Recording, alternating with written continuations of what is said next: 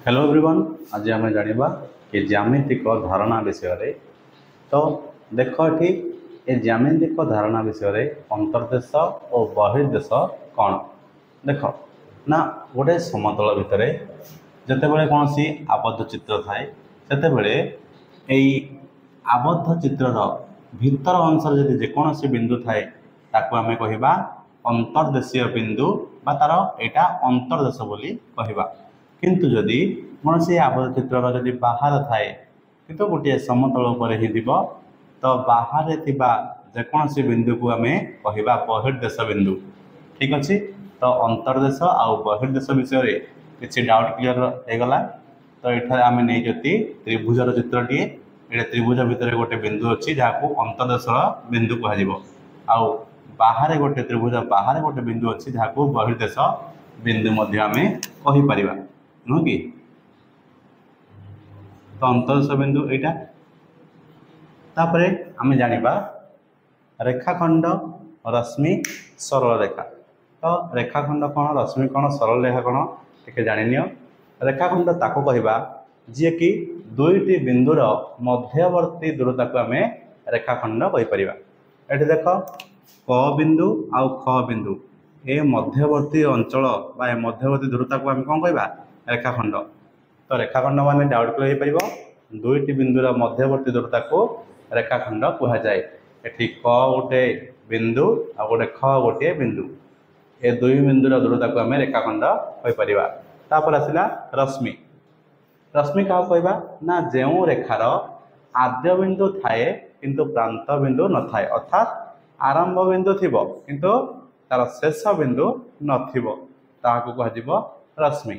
देखिपारछ जो रेखार आद्य बिंदु थाए किंतु प्रांत बिंदु न थाए ताहाको रश्मि कह जाए।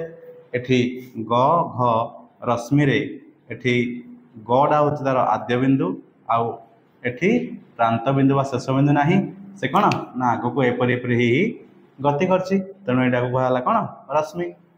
सेपरी सरल रेखा कौन देख ना जो रेखार आद्य बिंदु और प्रांत बिंदु न थाए ताहाको सरल रेखा कह जाए। देख ये आरंभ बिंदु अच्छी ना प्रांत बिंदु अच्छी ये कौटी आरंभ होती किए जानी ना आ प्रांत बिंदु नाही ये ए दिगरे से बढ़ी बढ़ी जीव ये ए दिगरे कौन हम ना बढ़ी बढ़ी आसो तेणु आर आद्य बिंदु ना अथवा प्रांत बिंदु ना तेणु आपको सरल रेखा कहगला। आउ हेतु रखिब ये रेखाखंड रश्मि एवं सरल रेखा एमाने असंख्य बिंदुर समाहार अटंती। केमिति ना एठी प्रत्येक अंशरे आमे असंख्य बिंदु को पाई परिबा। एठी म देख असंख्य बिंदुर समाहार रे रश्मि रेखाखंड ए सबु गठित होइथाय। ठीक अछि। तापर आमे अन्य विषय को जानिबा।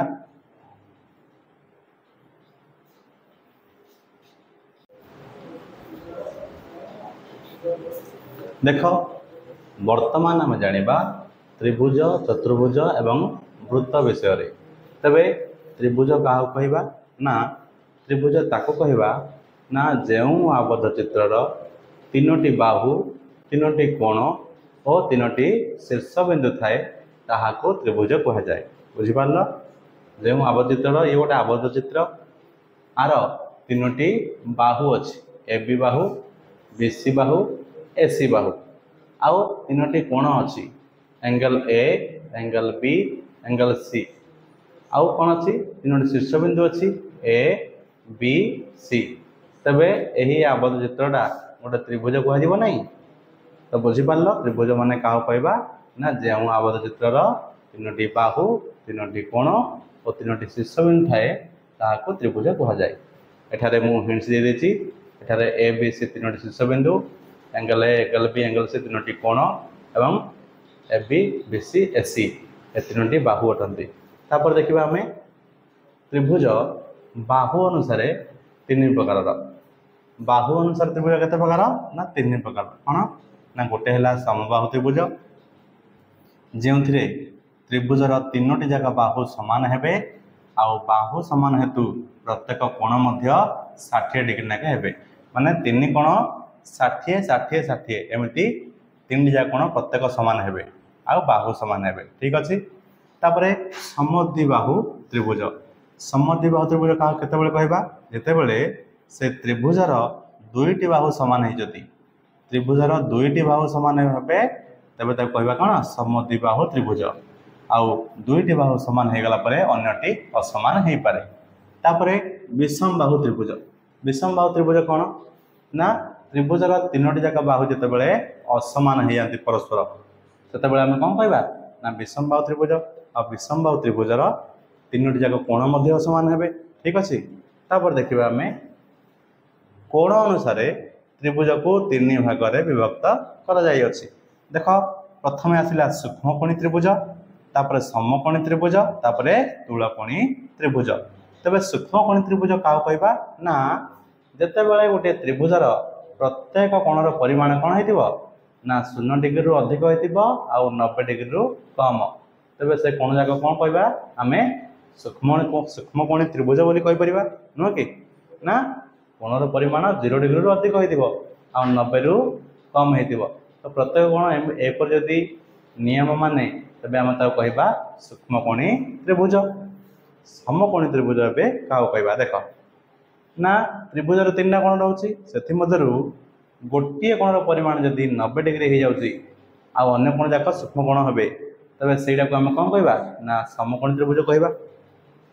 तापर आम आसवा तुलकोणी त्रिभुज को त्रिभुजर जितेबाला 3टा कोण अच्छी से 3टा कोण मध्य यदि गोटे कोणर परिमाण केते ना 90 डिग्री रु अधिक हो 180 डिग्री रु कम माने गोटे कोण स्थूल कोण हो गला मीन सी हो कौन ना स्थूलकोणी त्रिभुज हो तो यही हिसाब से किसी बेसिक कॉन्सेप्ट पाइले आम जा यार डिटेल आम बुझा तापर आम वृत्त को जीवा चतुर्भुज को जीवा वृत्त को मध्य जीवा तो यार कॉन्सेप्ट क्लियर हो तापर चतुर्भुज को आम जीवा।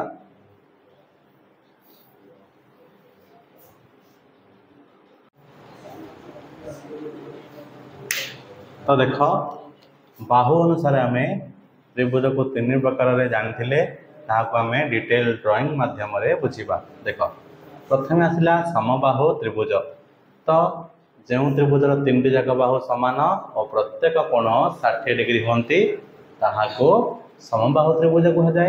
एठी एबीसी समबाहु त्रिभुज एठी AB equal to BC equal to AC एमाने प्रत्येक कोण 5 cm नाके अच्छी आमर प्रत्येक कोण angle A angle B angle C प्रत्येक 60 डिग्री नाके अटंती। तो यहाँ बुझीपार समबाहु त्रिभुजर केमिति गुण बा धर्म प्रदर्शन करती तापर यहाँ को भल रूपे देखी निपर देखा आम समद्विबाहु त्रिभुज। समद्विबाहु त्रिभुज आम कौन बुझी ना जो त्रिभुजर केवल 2टी बाहु सामान किंतु अन्यटी असमान से ही त्रिभुज को आम कौन कहवा ना समद्विबाहु त्रिभुज कहवा। एठी एबीसी समद्विबाहु त्रिभुज नि एसी आउ एबी ए दुहे परस्पर समान अटंती माने एमान दैर्घ्य समान अटे तेणु नि 6 सेमी 6 सेमी। तबे तृतीय बाहुटा 5 सेमी नि माने एबी इक्वल टू एसी हो गला ए दुटा बाहु समान किंतु बीसी बाहुटा ये असमान तेणु 2टा बाहु परस्पर समान हो आम नहीं गले समद्विबाहु त्रिभुज। ठीक अच्छे देखिपारछ तो यार किसी डाउट किसी नथिबो आगु देखिबा आम विषम बाहु त्रिभुज। तो विषम बाहु त्रिभुज कौन कहला ना जो त्रिभुजर 3टी जाक बाहु असमान ताहाकू विषम बाहु त्रिभुज बोली कहुए। तो ये देख ये जो एबीसी त्रिभुज एबी बाहु बीसी बाहु आउ एसी बाहु ए प्रत्येक परस्पर ठारू भिन्न भिन्न दूरता विशिष्ट अटंती तेणु AB not equal to BC not equal to AC बोली दर्शा जाइए। तो ये विषम बाहु त्रिभुज 3टी जाक बाहु असमान थाए। तो या विषय आम डिटेल बुझे एवं आम जाना सूक्ष्मकोणी समकोणी स्थूलकोणी त्रिभुज विषय सूक्ष्मकोणी समकोणी और स्थूलकोणी विषय तापर जी आम चतुर्भुज को देखा।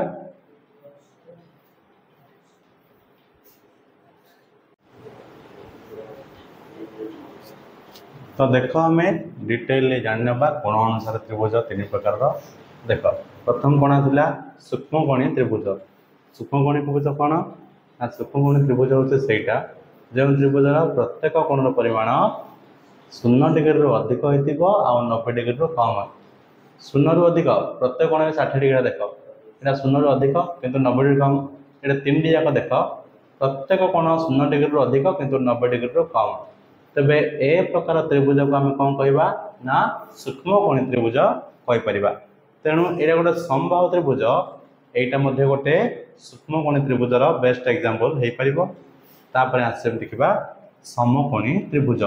देख जो त्रिभुजर केवल गोटे कोण 90 डिग्री एवं अन्य कोण गुड़िक सूक्ष्म कोण हेले ताको आम कहवा समकोणी त्रिभुज। अर्थात जदि गोटे कोण परिमाण 90 डिग्री होउची तबे आम कौन कहवा ना समकोणी त्रिभुज कहीपर। आ गोटे कोण 90 डिग्री हेले अन्य कोण जाक सूक्ष्म कोण ही हेबे। आ त्रिभुजर 3 कोणर परिमाण केते हबो ना 180 डिग्री हबो। तो 3 कोणर परिमाण समष्टि सब बेले मन रखिबो 180 डिग्री होता है। जेहेतु ये 90 डिग्री होगा आ ये दुटा मिसिक हो कौन 90 डिग्री। तो 90 90 180 हो ठीक अच्छे।